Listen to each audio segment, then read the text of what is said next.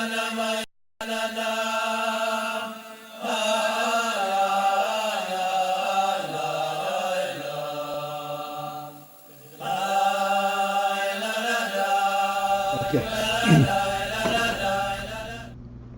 In the middle of we call the second section of page Kuchov Dalet.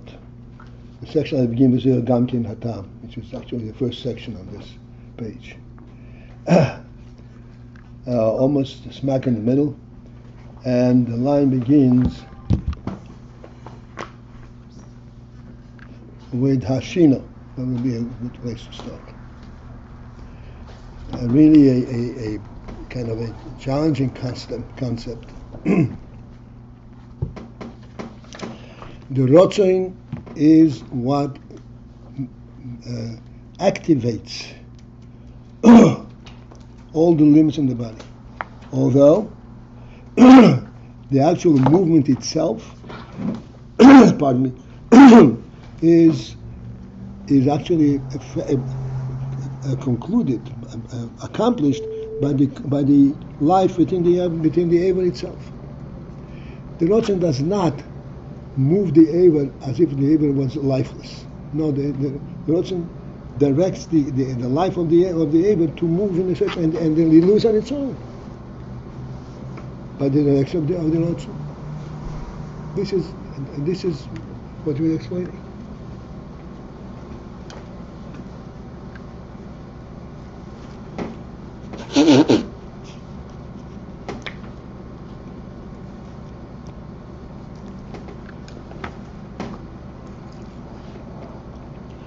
To complement this statement, complement means to complete. Why does the Aver need the ratzon to activate it if it can walk and move on its own?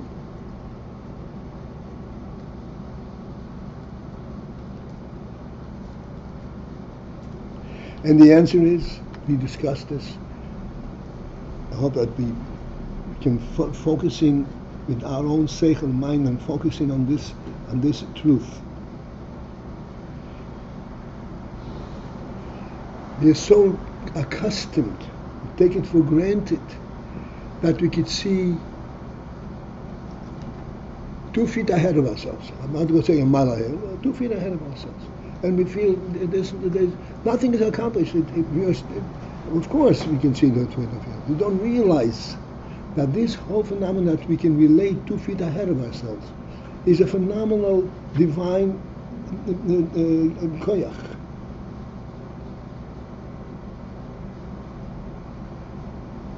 What makes a person be able to relate 2 feet out of the place where he is?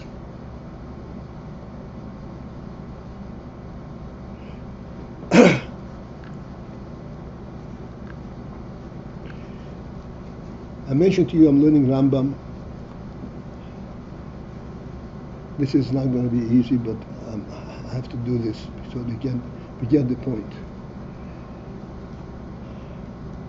There's halachas in Rambam speak about everything.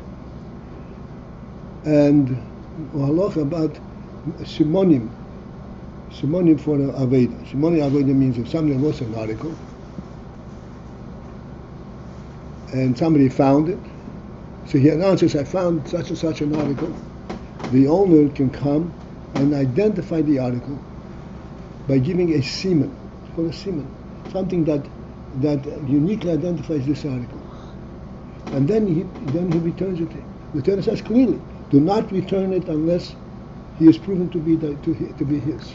Don't be just generous to him. Oh, you claim it's yours, here it is. No. And how do you identify that he is a true owner? By giving a siman. So simonim normally apply to the specific article that has been found. The size of it, and the weight of it, and the color of it, and so on. Then there is a challenging in it. Money does not have a siman. Money is uniform. Money is produced by the government. Nobody has his own money.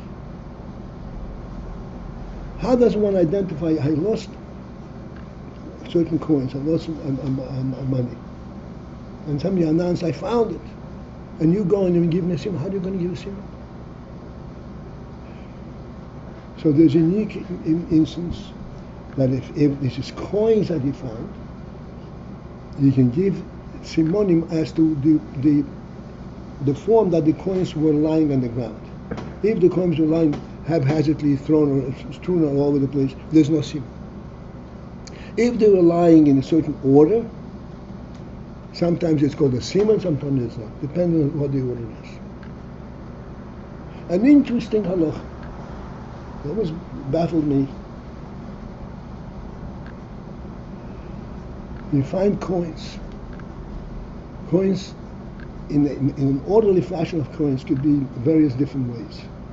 One way is there's a whole bunch of coins lined up one on top of the other, like in the form of a pyramid.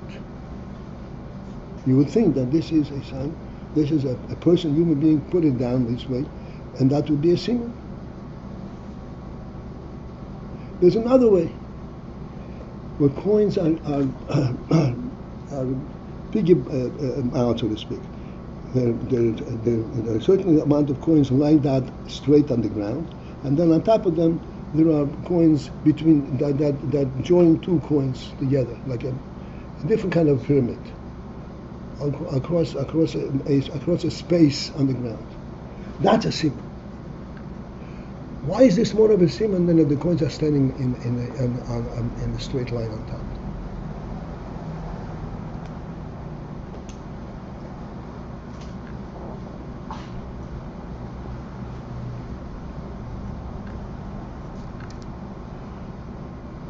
To make a bracha, right? Excuse me. You said it. I said it right. You said it. Thank you. Always ask. The other day you said twice. What? The other day you said 2 brachas. Yeah, I tried to ask. Okay, that's why I announced it. Yeah. Thank you. It's a Jewish habit. Before you drink, make a bracha.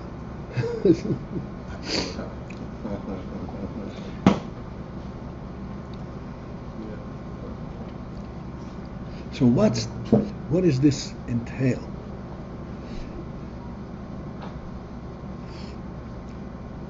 So I was thinking, what's behind it? Not to say that I hit it and I know the truth, but the concept lends itself.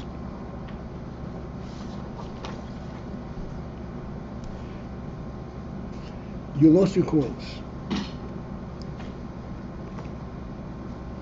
The coins are now in no man's land. What's called hefker.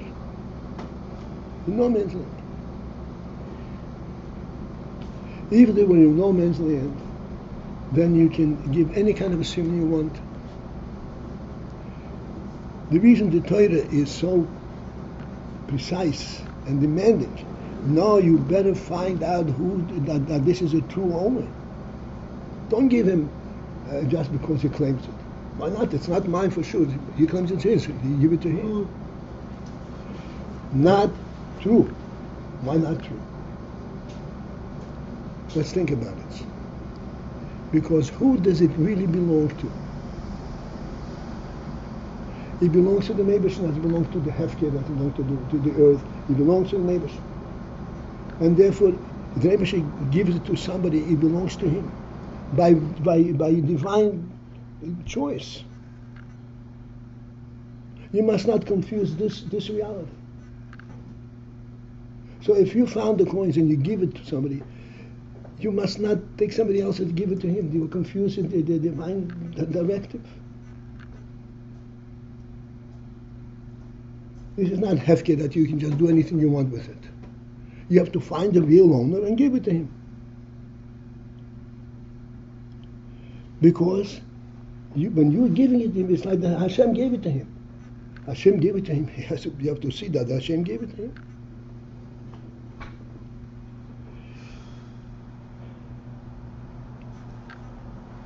What is the difference between the coins lying on top of the other and coins lined up and then superimposed upon each other? When they're lying on top of the other, they're sitting in one place. This one place is a place that belongs to that coin. Just like a person sitting in one place, and to make a step, like we make a step out of the place where he is into the other place, you have to be able to relate to a broader spectrum. Otherwise, you are where you are in the world. To be able to step out of the place where you are, and to then the next step, you have to know that there's a creator that encompasses both. Like we said, the Shemayim, this encompasses the entire world, and allows a person to move from one place to another place.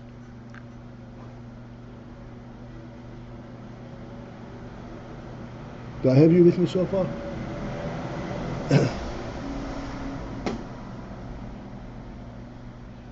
So when a person identifies the coins in their place, he has not identified them as part of the Meibushin's creation. They identify part of the world as part of the world, part of their mitzvahs. To give it back, you have to give it back. You can only give it back if you identify them from that perspective that this is the Meibushin's gift, creation.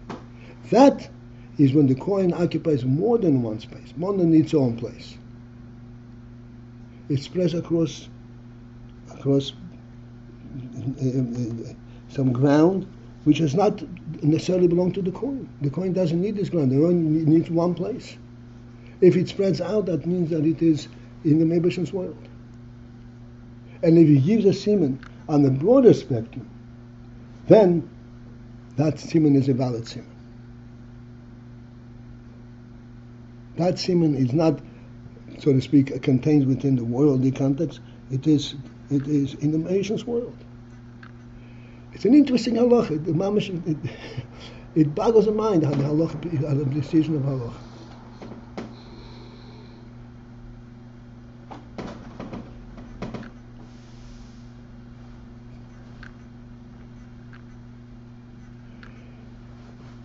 Movement of the Aver is possible only by having a koyach that can see this Aver in a broader reality rather than the reality that the Aver itself occupies. If it were limited to, the Aver can be solid in this place, but does not create a movement.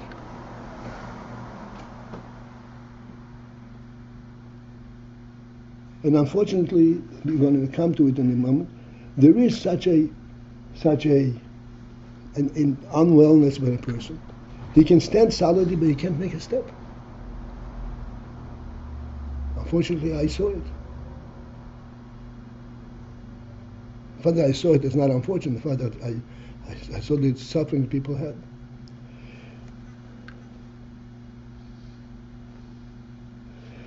Okay. So we're starting on the line, on the end of the line, Muad Le'elam. Okay? Approximately 10 lines from the top of the section. A little less. At the end of that line. Ubil ti haratzon, without the ratzon, lo tiyat nuah, there will not be this movement. Phenomenal thing. The koyach is fully there, is solid. He can stand solidly on his feet, and he can't make a step.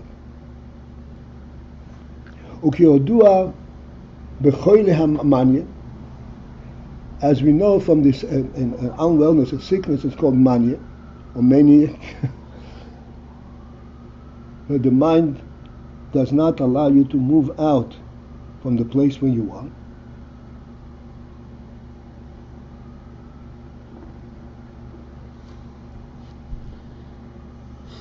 Shuhu, which is shemistaleg harotzin min atnuah, where the rotzin is removed from the movement, not moved from the koyach of movement. He does not have an interest to move out from this place.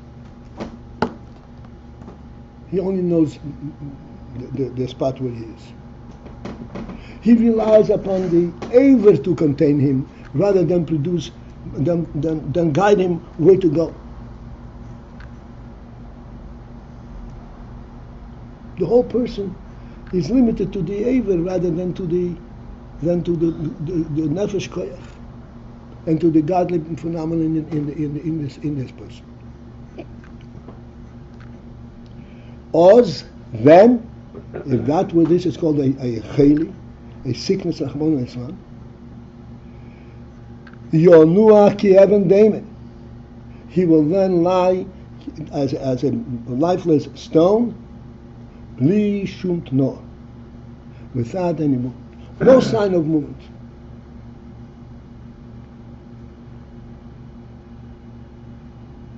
Hagam sheyesh bo yaknu hachiyunis. Even though the life force of tnuah is there in it, he's a living believer. Physically, he doesn't fall apart. He's alive, and internally there is the tnuah, so to speak, a possibility, but he doesn't move. Vehoinyanu, what's the principle behind it? She'inyan hatnuah, that the whole phenomenon of tnuah, hu b'derech shlitu mimshol olu iborim hakoiches, the whole phenomenon of actual movement is a directive and a rule over the iborim and something that rules over the iborim and the koiches. The Eber and the koyach can be in their own place. They do not perceive that there is more place than where they are.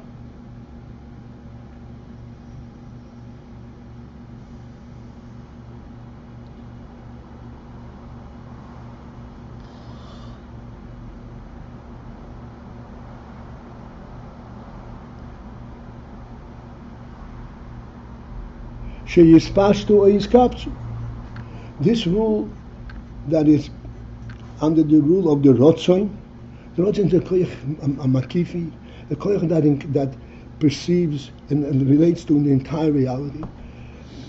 And that affects yispashu, that the koyachas of the ivorim should spread forth, or yiskapsu, or they should be contained, contract. This rulership, who b'koyach haratzon dafka, it is exclusively within the purview of the ratzon. The oil v'achayis hamislabish bo'ivorim, where the oil and the chayis that is mislabish, that is imbued in the ivorim, that is part and parcel of the aver, ein b'hem hakoyach hazeh.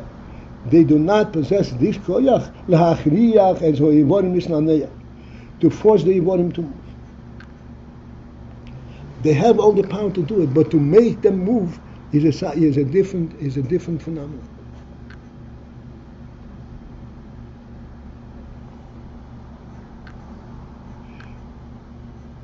Kiyim haratzon. Only the ratzon has the ability to machriya, to force the ivorim to move.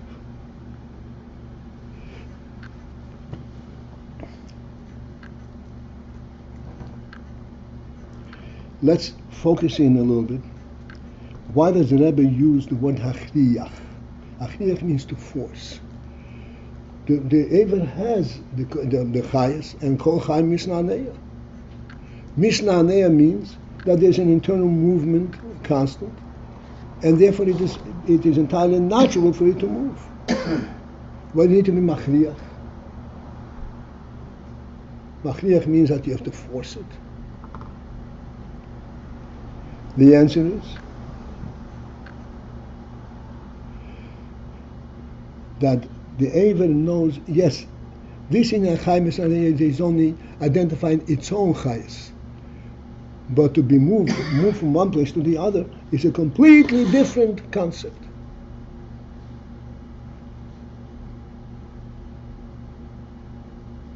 It knows itself only, and internally it is alive and well.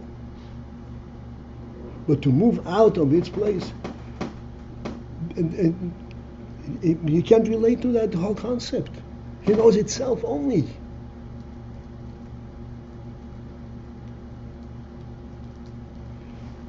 As an aside, I want to point out, one of the difficulties with the mitzvah of tzedakah. Tzedakah, you take your own penny from your own pocket and give it away. You can be very generous in your own life. You buy things as you need. It's not that you're stingy or anything like that. But to give away to tzedakah, is a separate challenge. Why is that so challenging? You're not going to miss it. You have the money.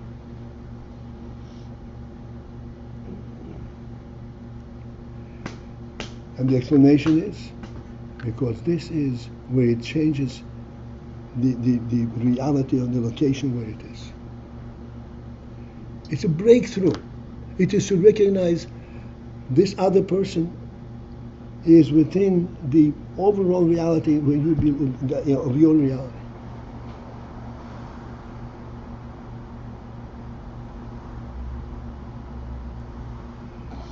That is a super koyach. It's not a question, I'm giving away my money. That's not the problem. Problem is, how do I reach from my criterion, from my place of being, to outside of that place of being?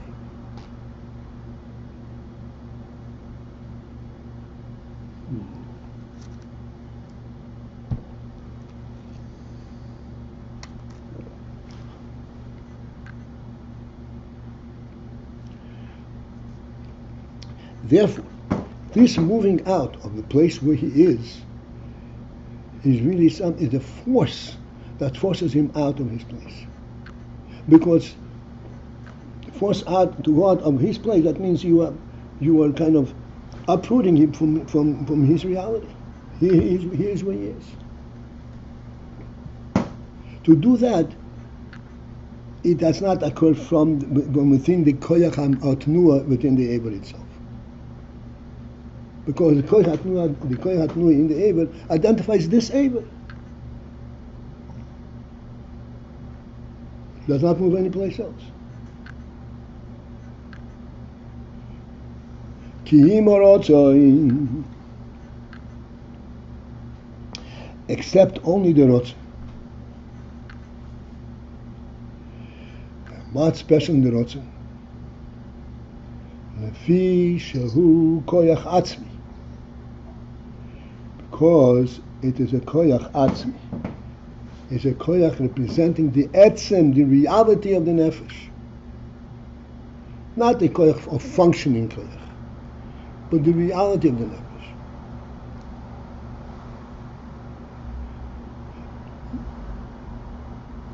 When you function, as we said before, I'm kind of preempting. When you function a koyach atzmi, you can never go out of yourself. The reality of essence doesn't have a limit. Wherever you are, that's where you are. Like we said, the quoting Balsham, wherever a person's ratzon is, that's where the whole person is.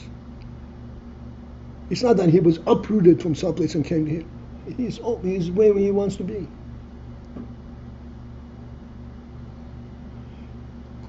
That's ratzon, because it's a koyach atzmi.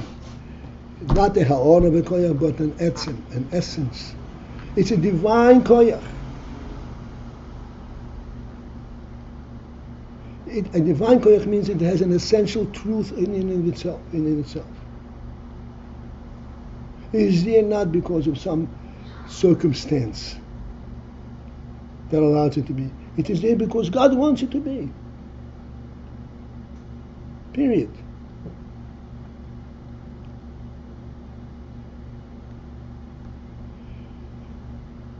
Chassidus emphasizes an expression in the Posik. Hu Omar Vayehi. He said Vayehi and it was. And then what's the emphasis in here? That if he said, then it was, then automatically it comes to be.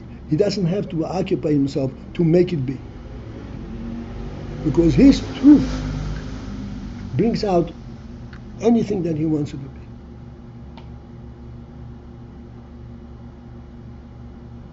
It brings out the very reality of this thing. Ratzon is a koyach atzmi. It's a koyach that represents the etzem of the nefesh, the truth of the nefesh, the divine truth in the nefesh. Shemoved al be'erech mehakoiches, which is Bura be'erech, it's in out of proximity for the Omer the Koiches. It's in a different criterion, it's in a different reality than the Koiches.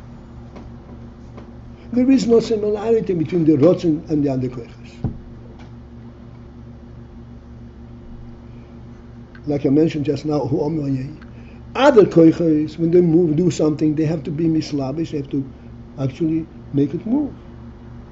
Like when a person walks with his feet, the feet have to be moving step by step from place to place, and actually, so to speak, have the push itself away from this place, and move, so you don't move because you want to move. Ratzon is in a different category.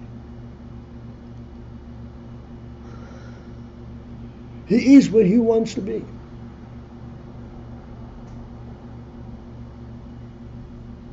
He is not anchored and limited to one place or another place.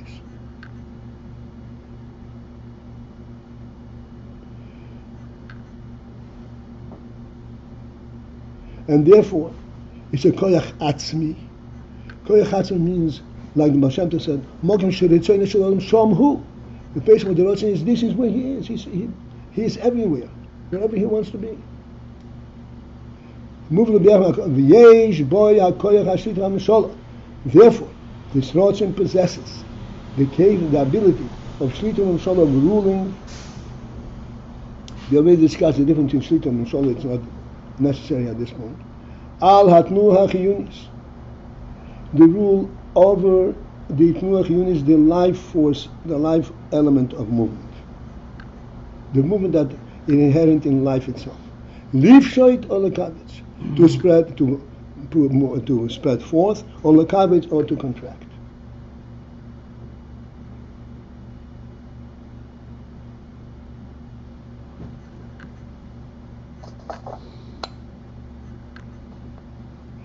Why is this? Again, because this is a koyach atzmi. In a koyach atzmi, you're never out of your place.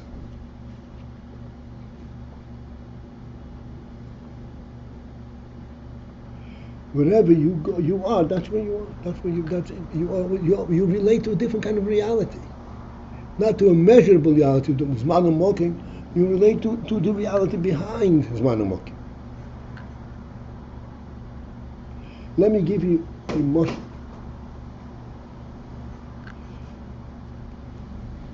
Mentioned many times that when you walk in the street, you can get tired. When you walk inside the house, it's much less demanding on your koiches. Why is that? Let's take it even on a smaller scale. You're in somebody's home.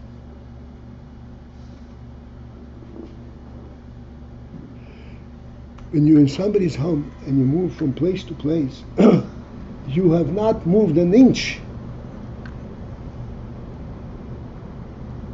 Because wherever you are, you're primarily in the very same place where you were before. Because it is this host. The host is who provides the reality of this place.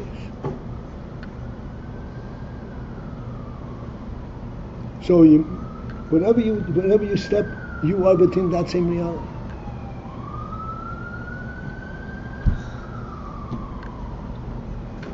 Ratzon perceives the reality from that level. Etzem. Why is there this spread, so to speak, this space?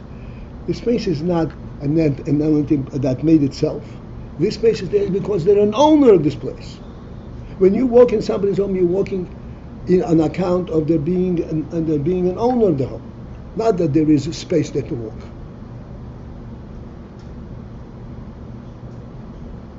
And therefore, this owner is there with you all the time, wherever you go. This is what Ratzon relates. It's a koyach atzmi, and it relates to the atzmi use of wherever it is.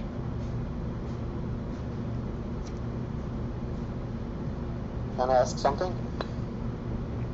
Go ahead. I don't know if I have time to answer.